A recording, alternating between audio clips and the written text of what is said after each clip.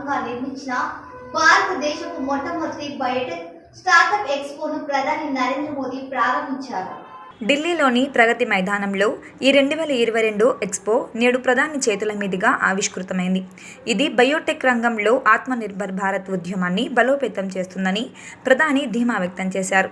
భారత bio economy గత 8 ఏళ్లలో 8 రెట్లు వృద్ధి చెందింది. బయోటెక్ గ్లోబల్ ఎకోసిస్టంలో టాప్ 10 దేశాల లీగ్లో చేరడానికి భారతదేశం చాలా దూరంలో లేదు అని ప్రధాని మోడీ అభిప్రాయం వ్యక్తం చేశారు. आने वाले 2 दिनों में आप इस एक्सपो में बायोटेक सेक्टर के सामने अवसरों और चुनौतियों पर चर्चा करने वाले हैं। बीते दशकों में हमने दुनिया में अपने डॉक्टर्स, हेल्थ प्रोफेशनल्स की रेपुटेशन को बढ़ते हुए देखा है।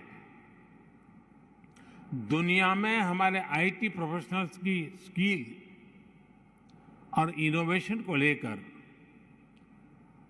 ट्रस्ट का जो माहौल है वो एक नई ऊंचाई पर पहुंचा है। यही ट्रस्ट, यही रेपुटेशन इस दशक में भारत के बायोटेक सेक्टर, भारत के बायो प्रोफेशनल्स के लिए होते हुए हम सब देख रहे हैं। ये मेरा आप पर विश्वास है, भारत के बायोटेक सेक्टर पर विश्वास है। ये विश्वास क्यों है, इसकी वजह पर भी मैं विस्तार से बात करना चाहूंगा। साथियों, आज अगर भारत को बायोटेक के क्षेत्र में अवसरों की भूमि माना जा रहा है तो उसके अनेक कारणों में 5 बड़े कारण मैं देखता हूं। पहला, diverse population, diverse climate zones. दूसरा, भारत का टैलेंटेड ह्यूमन कैपिटल पूल। तीसरा, भारत में ईज ऑफ डूइंग बिजनेस के लिए बढ़ रहे प्रयास। चौथा, भारत में लगातार बढ़ रही बायो प्रोडक्ट्स की डिमांड।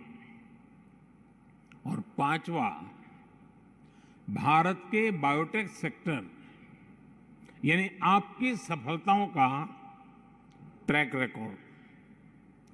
ये पांचों फैक्टर्स मिलकर भारत की शक्ति को कई गुना बढ़ा देते हैं।